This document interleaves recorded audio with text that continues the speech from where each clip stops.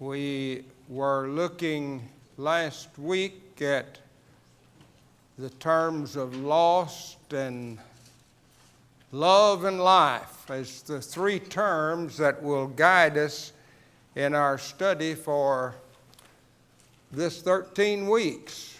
And we're going to have about 4 lessons on the lost. I think each one of you has received a copy of the outline for today, Lost Opportunity. We will start on that in just a moment, having looked last week at lost time. Different ways that people can become lost. Problem is that when you're lost, as we're looking at it, you're not only lost as to time and opportunity, but it leads us to get lost from God, and that's dangerous. So that's where we'll be starting in just a moment. I'm going to ask Brother Harold Weaver in just a moment to lead us in a word of prayer, and then we will get into our study. Holy Father, we're grateful to you for every opportunity that we have to assemble, to study, and learn. And we're praying that each one of us will help prepare our lives for what we learn so that we can be servants that will serve in a greater way, and our faith will be increased. We live in a world, Father, that has so much difficulty and people losing interest in your word and losing interest in serving you. Please help us, Father, to be a people like this community and like the world as best we can, that we might be able to live Jesus Christ and do those things as best we can. And certainly it begins with an understanding of Scripture and how to apply them and how to put them to use in our lives. So we thank you. We ask you to bless this church family, Father, each day as we try to grow and as we try to live, as we try to survive. We know that you promised that through Jesus Christ, great promises have been given to us. Great teaching has been given to us. Great promises are given to us. Father, so we're so grateful. Thank you. Please be with Dayton this morning as he leads the class. We're praying that it's presented in ways that we can all learn and can all benefit from this hour together. So we thank you so much, most of all, for Jesus Christ our Lord. Please keep us, forgive us, and save us in every day that someday, Father. Please. We pray in Jesus' name. Amen.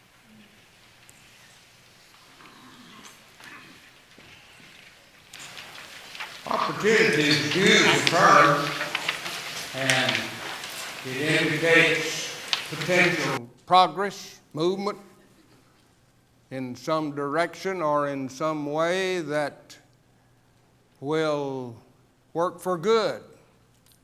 It's a little bit tragic, therefore, when you put the word lost in front of opportunity. And so you've just received the outline. It has about 3 or 4 different quotes we want to look at in that introduction. Since you've just received it, we will highlight those and then get down into ways in which the devil very deceptively leads us to lose opportunity. You notice the very first sentence. Tim Peterson, in The Pursuit of Wow, stated, "If a window of opportunity appears, don't pull down the shade." That's one way it can happen, and that is we cut off the opportunity. It becomes lost to us because of some response on our part that's not very good. Down about 3 or 4 lines, starting over on the right-hand side, John Gardner then made this statement: "We are continually faced with a series of great opportunities, brilliantly disguised as insoluble problems." And that also affects what we do with opportunity. We'll be looking at some biblical examples of this very type thing here in a moment. The great opportunities that are brilliantly disguised as insoluble problems. So if we can't handle it, well, then we can't take advantage of the opportunity. We'll see how the devil sometimes has encouraged people to think like that. Number 3 in the note is Paul in writing to the Corinthians, made this statement: "A great door and effectual is opened unto me, and there are many adversaries." There is a part of the insoluble problem factor. Great door, open and effectual, could be something done. But then we look at the many adversaries and we either may back off or decide we can't do it, someone will have to take care of that besides us. Then about 2 or 3 more lines down, we'll look at one more. Lloyd Corey was covering the same basic dilemma when he stated, "The reason some people don't recognize opportunity is because it usually comes disguised as hard work." And we just don't want that. So we back off from the opportunity. It looks like too high a mountain to climb. Now, with all of that stated, down in the next paragraph, the key thought is what I've already stated. When you have opportunity, you've got a good thing. When you put lost in front of it, the problem is you often become lost before God. So let's get right into some examples and illustrations of that in Scripture that I hope will help us out. Notice number 1 in the outline itself: lost opportunity. Why? Because of doubt, a lack of faith and trust. And that is graphically demonstrated in a very huge setting by what we have of Israel and their journey to the Promised Land. Ask Bud to read, if he would, Genesis. You might want to be turning there. Genesis 15, verses 13 through 21. This goes back to the days of Abraham, and certainly he was able to comprehend what God said, but I don't know that the people retained it very long. Here's a couple more coming in. If you have outlines, Steve, wherever you are. Genesis 15. Let's start with Genesis 15, verses 13 through 21. Then he said to Abraham, "Know certainly that your descendants will be strangers in a land that is not theirs, and will serve them, and they will afflict them for 400 years. Also the nation whom they serve I will judge. Afterward they shall come out with great possessions. Now as for you, you shall go to your fathers in peace. You shall be buried at a good old age. But in the 4th generations they shall return here, for the iniquity of the Amorites is not yet complete. And it came to pass, when the sun went down and was dark, and behold, there appeared a smoking oven and a burning torch that passed between those pieces. On the same day, the Lord made a covenant with Abraham, saying, "To your descendants I have given this land, from the river of Egypt to the great river, the river Euphrates, the Kenites, the Kezanites, the Kadmonites, the Hittites, the Pezerites, the Rephaim, the Amorites, the Canaanites, the Girgasites, and the Jebusites." It's always difficult, and it's better when the microphone is actually hooked up. Thank you.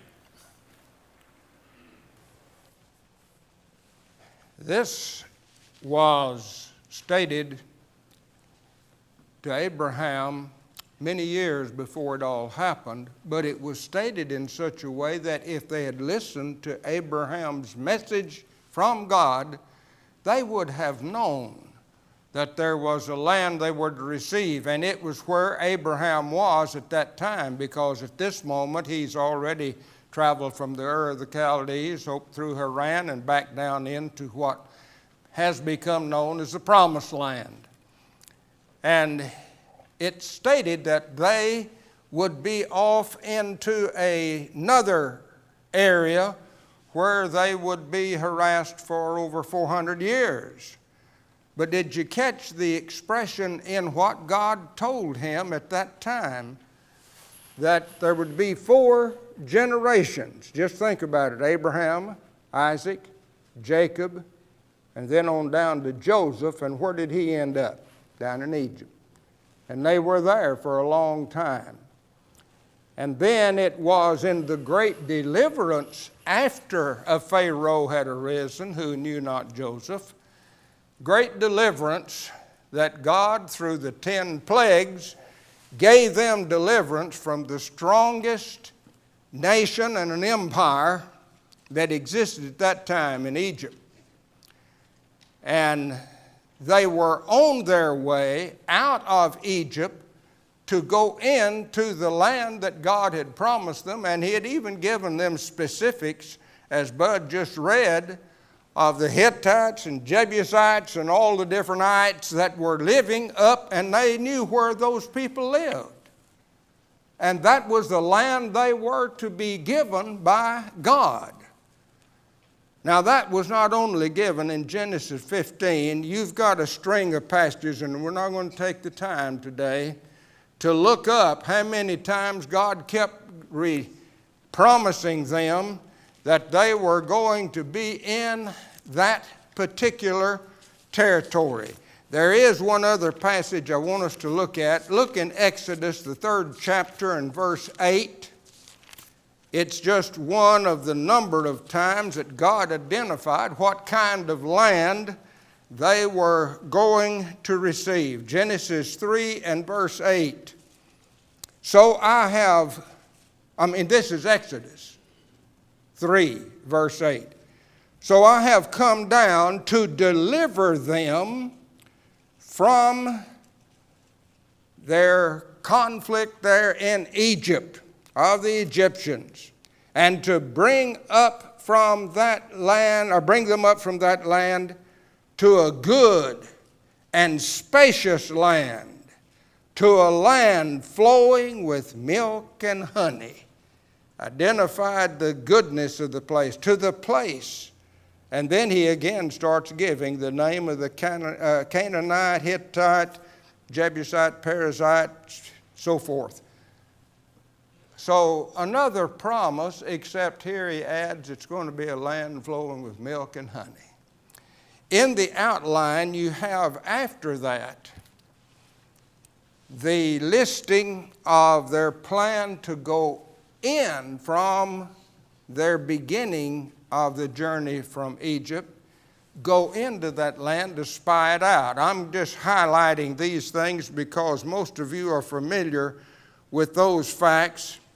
In Numbers, the 13th chapter, you might just flip over there. That's one other passage we'll give and a highlight. And all of this is to lead up to the fact that an entire nation had an opportunity and they turned it down. Why would people turn down a land flowing with milk and honey? Most of us would like to go there, maybe settle down and build a house. And yet in Numbers, the 13th chapter, you have a response by this people. Now keep in mind that we've listed a number of places where God kept telling them one basic truth. If they'd really listened, He was going to give them that land. He didn't say, I want you to go there and start working, and one day you might even own that. Kind of on a rental deal or something like that for a time, or a lease program. No, God said, I'm going to give it to you. He said it over and over again. What am I giving you? A land flowing with milk and honey? So they had ample opportunity to hear that God was going to bless them and take care of them and give them that land. That's opportunity. God gave it. And you'd think that if God said it several different times, they would have anticipated getting it. He said he'd do it. You can trust God, can't you? Well, it's easy for us to answer sitting in a pew here in a comfortable environment. Sure. Of course, if we drop down the thought, go teach all nations, we might say, well, I'm not ready to go there, though. You see what happens to human thinking? We hear something from God, and it's good. And then when the moment comes, we go into some of these early quotes. Looks like hard work. It looks like that it may be an insoluble problem. We can't handle this. And we start backing off from opportunity. That's what we're dealing with. All right, now let's come to this passage in Numbers 13. You have it there in the outline, about verses 28 through 31. I'm going to only read verse 31 of Numbers 13. You may have gotten to it. I have just now gotten to it myself. This is after they went in, spied out the land, brought back wonderful fruit from the land flowing with milk and honey. But, there's that coordinating conjunction of look out.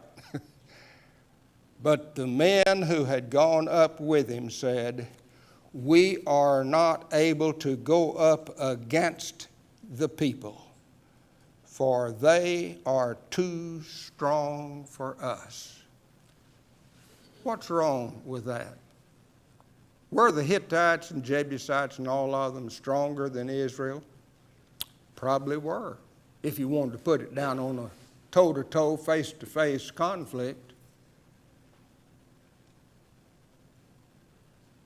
Why had they drawn the wrong conclusion then when they said they're too strong for us? Who'd they leave out? Well, we know the answer.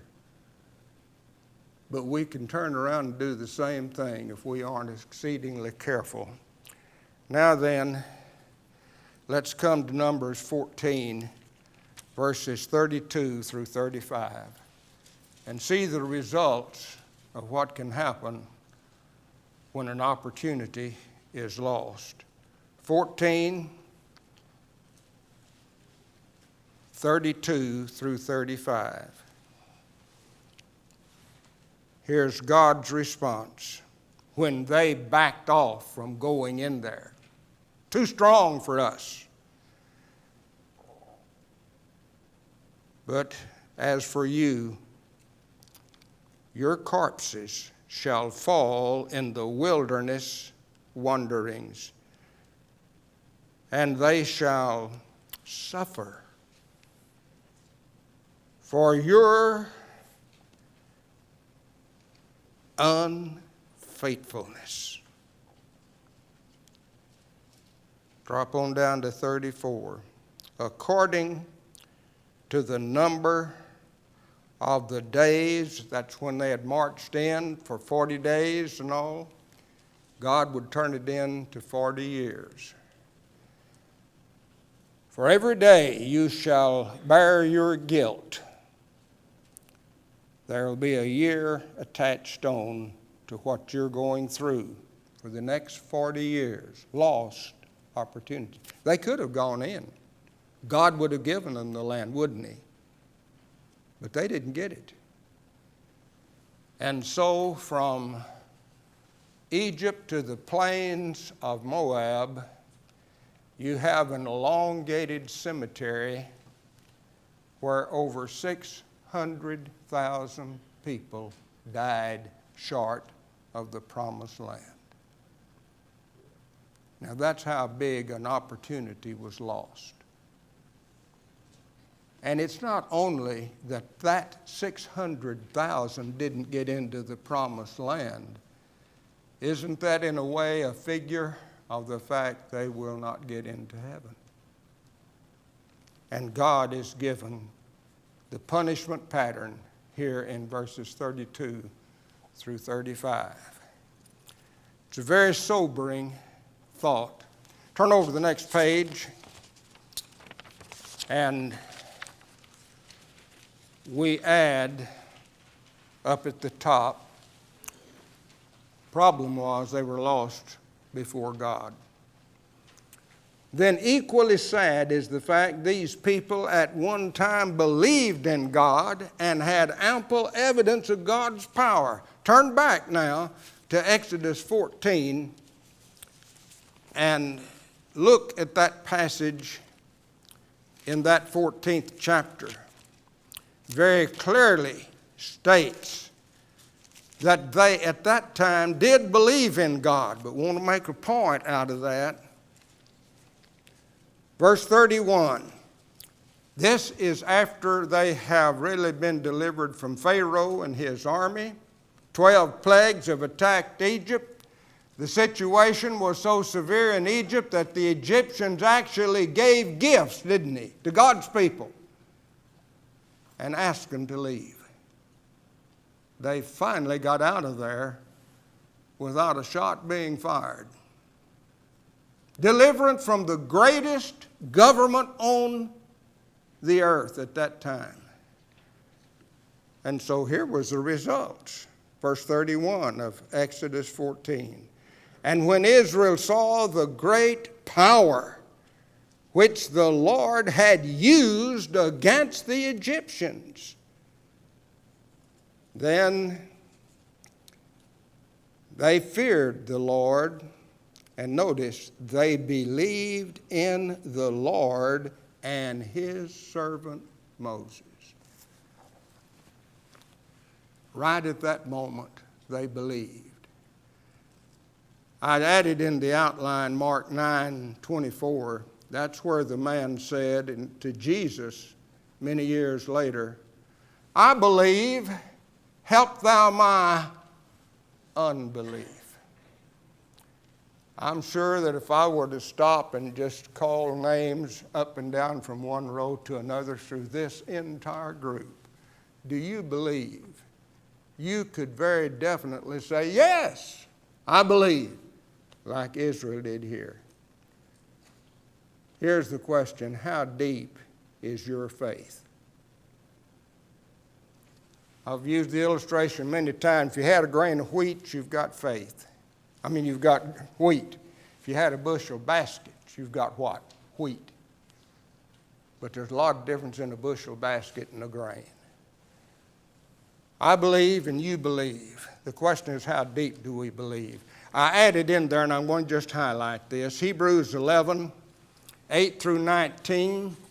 I've taught for an hour on this many times, and so I'm going to just quickly run through it. But Abraham gives us a good demonstration to test how deep is your faith. And you can check yourself out. You might find yourself somewhere along the way. Number one, if you look in Hebrews, and I'm just highlighting, we're not going to the passage, we're not going to read it, but I want to highlight for you to get the idea. God called Abraham, and it says by faith God called Abraham. So he believed in God calling people. Do you believe that much? Do you believe God has called you on this earth and he has a purpose for each person here? You either do or you don't, but you can decide whether you have. Abraham believed that God called him. And I realize there were some unique arrangements in the call, but over in 2 Thessalonians, he calls us all through the gospel, doesn't he? What did he call us to? All right, that's stage one. Can you go this deep? To go into an unknown destination. You like that? Might be an unknown door next door. It might be an unknown nation where you've never gone. Do you have faith to do that? You can just answer on your own. Number three, he lived in a land that was not his own. Would you do that? Happened when Ruth and I went into Nigeria, we went into a nation like that. Because a white man cannot own land in Nigeria. You can lease it some. What did I say, a black man? A white man cannot own land in Nigeria. I guess that's still a law over there. Sometimes you can get a lease for 99 years, and it's strange what they do, but they won't let a white man buy land in Nigeria. So if you live there, you're in the land not your own. Would you do that? Have you done that? Number 4, dwelt in tents. You might say, no, come on, wait a minute. We may be in Indian territory here, but Oklahoma, we're not going to start living in tents. But you said that's all Abraham could do. You'd be wrong in that. If you looked in Genesis, the 14th chapter and the 13th chapter, you'll find this about Abraham. Number 1, he is mighty powerful. He overcame. There's 9 kings involved, and Abraham was over all of them in a way. Abraham was powerful, more than you and I ever will be. Number 2, it said in 13:1 and 2 of Genesis that he was rich in silver, gold, and cattle. I know a few that are rich in silver and gold, but they don't have any cattle. I know some people that have quite a few head of cattle, but they don't have much silver and gold left. Abraham was rich in all 3. He could have built a mansion. He lived in tents. Now, I'm not saying that we've got to live in tents to please God. That's not the point. The point is he lived a lifestyle like he did because of his faith in God. And he dwelt in tents when he could have financially gone more materialistic. And finally, or no, not finally, but he also dwelt in that land through a grievous famine, hard times. And he still stayed in that land that was not his own. This is one that really got me. He could have gone back to the land where he grew up, to the Ur of the Chaldees.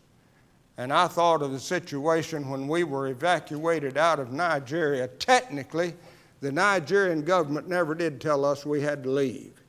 The American government said, we'll get you out now, and if you don't come out now, we may not can get you out later. And we got out. I did return to the land from which I came. I didn't stay in the land where I could have stayed. Now, 21 years at sunset, I hope would indicate there was a purpose in being here in outreach for the Lord's work. But how deep is our faith? We came out with all other Americans. And then, if you'll check, it mentions then there were 3 generations that stayed in the land not their own. That was Abraham, Isaac, and Jacob. How many missionaries do we have today that goes into the 3rd generation that stayed in the field? I know 1 or 2 where there have been 2 generations. But this is sobering, brethren. How deep is our faith? The last one, of course, is Abraham offered up, or was willing to offer up Isaac. Go against every logical thinking to obey what God told him to do. How deep is your faith? All of that may determine how well we respond to opportunities. Come to number 2, we're going to try to highlight this one pretty quickly. You're familiar with the fact they came into the land later that God had promised them. Jericho, you remember, was taken through unique circumstances. And number 2 there, a lost opportunity because of lust. There's another way you can lose opportunity. Lust in this case referred to which individual? Who was it that coveted, saw, and took and hid things that were taken in the conflict in Jericho? Achan. That's right. Achan was the one who had the lust. You'll read about that in Joshua, the 7th chapter, and verse 21. He saw, he coveted, he took. And all of this resulted in, if you look in part 2 there, down part A, trying to pick up a little time here, there was multiple loss involved because of Achan's lust. Number one, there was lost time. You remember they went out to take Ai, a little place. What happened? Israel was defeated. How many were killed? You have it there in the outline. 36 soldiers died. That was a part of the background to the lust of Achan. 36 people died. And then Achan, his family, and his possessions were lost. So there, if you were to turn to Joshua 7:24 through 26, you have the punishment brought upon Achan and his family. Lost all his family, lost all his possessions. What is it stemming from? Because he lusted for a little bit here and he'd do anything to get it. Now, I'd like to think that we've become so far advanced in our moral standards that we wouldn't do anything like that now. I listed another that would come down to the time of Christ, not in the days of Achan. Do you see there in the part A? No, wait. Back up before that. But number 2, part B. Thyatira. So now we're dealing with the days of the church. And they said, likely a figure of speech, but Jezebel was one who would teach and seduce the Lord's people to commit fornication. And then it talks about the fact that some would die and that he would cast her and her children out because of her teaching and fornication. So there was some in the church at Thyatira, at least, that did some lusting too. But now we're 2,000 years this side of that, so we're doing better. Maybe not. My dad was an elder in the church in Lubbock, one of the congregations, and they were stunned a little bit when a lady came in, and shortly after they began their meeting that night, broke down crying and told them that she had been in an adulterous relationship. They were even more stunned. First of all, they loved and appreciated the lady that she would do it, and she said it had been with the preacher. Still goes on. Of course, he denied it, said didn't know what was wrong with that lady. She must have a breakdown or something to bring that up against him. In that case, just to abbreviate this right quickly, there was an undercover man for the state of Texas in that congregation. And the elders didn't know what to do. She told them that they had had an affair over in Olton, Texas, gave the time and where they'd been. He said, "That's a lie. Who do you believe?" What would elders do in a case like that? Go to an undercover man and ask him what he would do. How could you find out? He said, "Well, we can go over there and we'll check the handwriting and see if he signed in," she said. And they used an assumed name, not their real name. Went in as husband and wife. And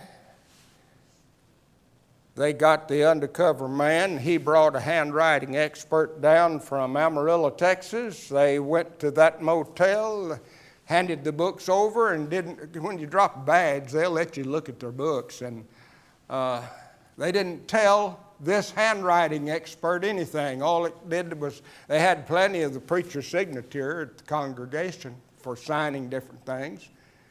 And the handwriting expert went down and he said, wait just a minute. He said, whoever wrote this. Guess what? The day that she said they were there was the handwriting. He still said it's a lie. Looks like you'd clear everything up. No, not yet. He said, well, we'll get a lie detector test. The elder said, we can't get a lie detector test. He said, I can. And every time they came up with a lie detector test in regard to the affair and all, it went berserk on the preacher. They even asked a question or two that they hadn't dropped in. The man that was the expert on asking the questions said, have you ever boozed church funds? And it went berserk then too. I don't know when he did that. No one knows yet. Now, that man was asked to leave the congregation, but he kept on preaching at different places. Can lust cause us to get so distorted in our thinking that we do things that make us guilty before God and that could cause people to be lost around us, like at AI? Now, they took AI later, no problem at all, but they did it God's way, not their way. And they'd gotten that out of the camp so that God would bless them. Let's move on. Number 3. Case of lost opportunity because of lust. Now lost opportunity because of a fear of God. Familiar story to you, I think, in Matthew 25. Might turn there to Matthew 25. We'll look just at 2 verses. In order, again, to save time, you're familiar with the fact they gave to one 5 talents, to another 2 talents, to another 1 talent. All of this because of their varied ability. That's God's relating and knowing what we could do and what we could handle and blessing us accordingly. But then you remember he gave to one talent. And that's the one we're going to look at in verses 24 and 25. He also that had received the 1 talent came and said, Lord, I know you, that you are a hard man, calling this one a man, reaping where you did not sow, and gathering where you did not scatter.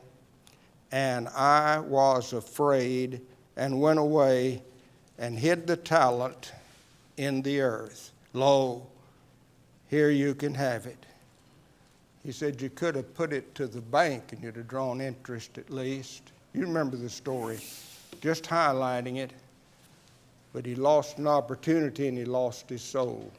Know that down from verse 30 later in this context. Revelation 21 and verse 8.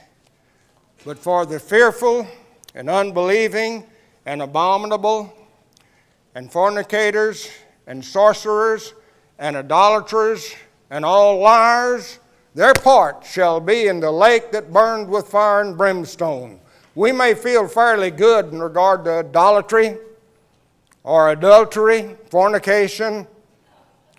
How we handle it on fearful? Oh, me. Well, I'll try in the next 5 minutes to highlight at least this one. There's probably the greatest test to you and me. Why, if I tried to do that, it'd scare me to death.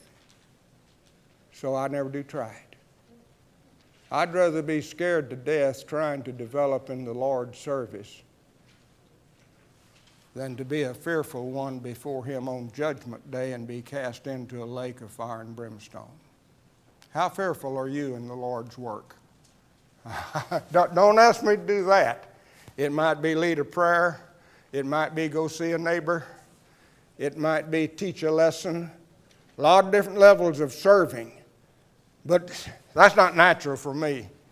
Watch this, brethren, the fearful. And I have an illustration down at the bottom there that's in this book that I just put out in regard to this incident of the man that I saw in the young people's meeting class at Abilene Christian. I mentioned this the other day in the ones involved in the early bird class, but it's a classic example of the fearful. Because on this Monday evening, they had gatherings over at the science building, and different ones would speak. First time they'd tried in many cases to talk, and this one fellow got up that night in GI khaki, a little older than most of us, obviously been in World War II, just gotten back, and he was going now to school, and he's trying to get up and speak. Little old music stand, you know these metal stands with little pipes down and then little, you can see his knees just dancing down there, shaking. He had a stack of 4x6 cards, probably had all the lesson written out on them, and he was looking at those, and he put some down and picked them up, and in about 5 minutes into his lesson, he hit them on the edge, and they fell off. Hit on a tile floor. They just floated. They didn't go down in single, scattered out. He went over there and started trying to pick them up. Did you ever try to pick up a 4x6 card on a tile floor? He grabbed them, got them back up, put them together, probably all out of order. All of us were about ready to faint. Moved 20 years later, that man was fearful. No doubt about that. 20 years later, when I came back and started teaching at Sunset, I still remember the room in Sunset and about where he was sitting, or about where Norma is in the class. I knew that I had seen that face before, and then it clicked. It was the same guy I'd seen 20 years before, now in Sunset School of Preaching, still trying to speak the word. When he graduated as a senior, he gave his senior sermon. It certainly wasn't an oratorical development at all, but it's clear, coherent, and said with a heart. 20 years still wanting to be able to speak. After he graduated, he went up to Northeast, I believe it was Massachusetts. In the first 2 years up there, he baptized 172 people into Christ. Are you fearful? You can be lost that way. Lost opportunity. But you could be lost in Revelation 21:8. We'll probably touch on this a little bit more and go into another lost, Lord willing, next week. Appreciate you being here.